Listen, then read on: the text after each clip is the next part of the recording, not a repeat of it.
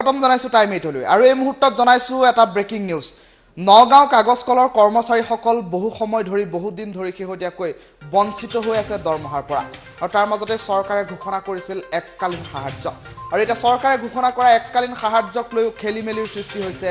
নগাঁও কাগজ কলত আৰু খেলিমেলিৰ সৃষ্টি হৈছে নগাঁও কাগজ কলৰ শিক্ষাৰ্থীৰ মাজত কাগজ কলৰ কৰ্মচাৰী বঞ্চিত হৈ আছে প্ৰাপ্য দৰমহাৰ পৰা আৰু আৰ্থিক সমস্যা দূৰ কৰিবৰ বাবে চৰকাৰে দিছিল এককালীন সাহায্যৰ আশ্বাস কিন্তু এতিয়া এককালীন সাহায্যটো দেখিবলৈ পোৱা গৈছে খেলিমেলি কাগজ কলত কেৱল স্থায়ী কৰ্মচাৰীৰ সন্তানেহে পাব এই সাহায্য ঠিকাভিত্তিক কৰ্মচাৰীৰ সন্তানে লাভ নকৰে এই সাহায্য আৰু তাৰ পাছতেই এতিয়া সুখ প্ৰকাশ কৰিছে প্ৰতিক্ৰিয়া প্ৰকাশ কৰিছে শিক্ষাৰ্থীসকলে আৰু লগতে শিক্ষাৰ্থীৰ মাজত বিভাজন নকৰিবলৈ আহ্বান জনাইছে অসম চৰকাৰক চৰকাৰে ঘোষণা কৰা এককালীন সাহায্যক লৈ খেলিমেলিৰ সৃষ্টি হৈছে জাগিৰোডস্থিত নগাঁও কাগজ কলত খেলিমেলিৰ সৃষ্টি হৈছে নগাঁও কাগজ কলৰ শিক্ষাৰ্থীৰ মাজত কাগজ কলৰ কৰ্মচাৰী বঞ্চিত হৈ আছে প্ৰাপ্য দৰমহাৰ পৰা আৰু এই সন্দৰ্ভত বাৰম্বাৰ বাতৰি প্ৰচাৰ হোৱাৰ পাছত চৰকাৰে আশ্বাস প্ৰদান কৰিছিল কাগজ কলৰ কৰ্মচাৰীৰ শিক্ষাৰ্থীসকলক প্ৰদান কৰা হ'ব এককালীন সাহায্য কিন্তু এতিয়া এককালীন সাহায্য ঘোষণা কৰাৰ পাছতো যেন খেলিমেলিয়ে লগ এৰা নাই নগাঁও কাগজ কলৰ শিক্ষাৰ্থীসকলৰ মাজত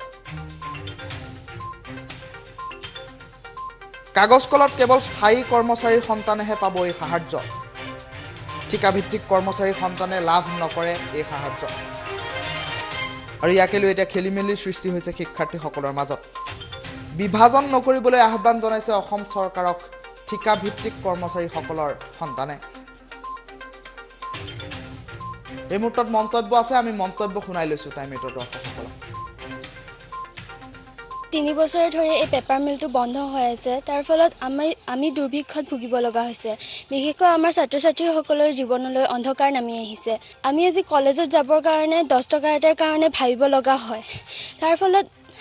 চৰকাৰে এটা স্কিম উলাইছিলে যে আমাৰ পেপাৰ মিলৰ ষ্টুডেণ্টবোৰে কিবা এটা সাহায্য পাব কিন্তু এই সাহায্যটো দিয়াৰ ভিতৰত আমাৰ এনেকুৱা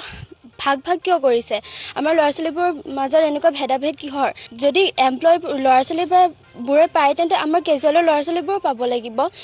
অকল তেওঁলোকে পঢ়িব লাগে আমি পঢ়িব নালাগে সেইটো নহয় তেওঁলোকৰ ভৱিষ্যত আছে নেকি আমাৰো ভৱিষ্যত আছে আমিও পঢ়িব লাগে আমাৰো উচ্চ শিক্ষা লোৱাৰ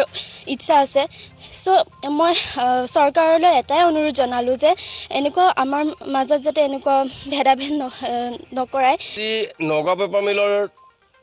যিখিনি শ্ৰমিক কৰ্মচাৰী অসম গভৰ্ণমেণ্টৰ বিত্ত বিভাগৰ পৰা অনুদান দিয়াৰ কথা আছিলে সেইটো আমি যোৱাকালি বিশেষ সূত্ৰে গম পালোঁ ডিষ্ট্ৰিক্ট অথৰিটিৰ পৰা তেওঁলোকে ইনকুৱাৰী আহিছিল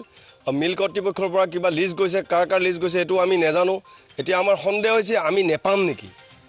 গতিকে আমি বিত্তমন্ত্ৰী তথা আমাৰ জাগিৰোড সমষ্টিৰ বিধায়ক তথা মন্ত্ৰী মহোদয়কো আমি অনুৰোধ জনাইছোঁ কিয়নো আজি এই পাৰ্মানেণ্ট এমপ্লয়ীখিনিৰ দৰে আমিও আজি 20-25 বছৰ ধৰি 30 বছৰ ধৰি কাম শ্ৰম কৰি আছোঁ ইয়াতে আৰু আমি হাইকোৰ্ট জিকি পেলাই ইয়াত কোৱাৰ্টাৰ পাইছোঁ কোৱাৰ্টাৰত আছোঁ গতিকে আমাৰ অনুৰোধ আমাৰ ল'ৰা ছোৱালীখিনিক পঢ়াই আগবঢ়াই নিয়াৰ বাবে তেওঁলোকে আমাকো অনুদানটোত দিয়াৰ ব্যৱস্থা গ্ৰহণ কৰক কিয়নো আমাৰ মানুহখিনিয়ে নেপায় বুলি এটা ইয়াত কথা ওলাইছে এইটো হ'ব নালাগে কিয়নো আমিও ইয়াতে শ্ৰমদান কৰি আছোঁ তেওঁলোকে যিমান দিন চেলাৰী পোৱা নাই আমিও সিমান দিনে চেলাৰী পোৱা নাই এতিয়া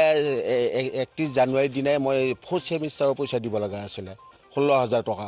হোষ্টেলৰ দিব লাগে RKB হোষ্টেলত থাকে কটনৰ এই তাতে দিব লাগে 4 মাহৰ 8,000 টকা এতিয়া মই দিব পৰা নাই মই ভাবিছিলোঁ এই পইচাখিনি পালে মই দি দিম এতিয়া ল'ৰাটোক মই এতিয়ালৈ জানিব দিয়া নাই কিন্তু অলৰেডি অনলাইনো কৰা হ'ল আপোনাৰ মেনেজমেণ্টে লিখিও দিছিলে সেই তাতেও দিছোঁ দুইবাৰে তেওঁলোকে এপ্লাই কৰিলোঁ দুইবাৰে গ'লে এবাৰটো বিত্ত বিভাগত আছে প্ৰথমতে আকৌ অনলাইন কৰিলোঁ অনলাইন কৰাৰ পিছত কালি আমি তৎক্ষণাত গম পালোঁ যে আমাৰ মানুহখিনিয়ে নাপায় চৰকাৰে ঘোষণা কৰা এককালীন সাহায্যক লৈ খেলিমেলিৰ সৃষ্টি হৈছে জাগিৰোডস্থিত নগাঁও কাগজ কলত খেলিমেলিৰ সৃষ্টি হৈছে নগাঁও কাগজ কলৰ শিক্ষাৰ্থীসকলৰ মাজত কাগজ কলৰ কৰ্মচাৰীসকল বঞ্চিত হৈ আছে প্ৰাপ্য দৰমহাৰ পৰা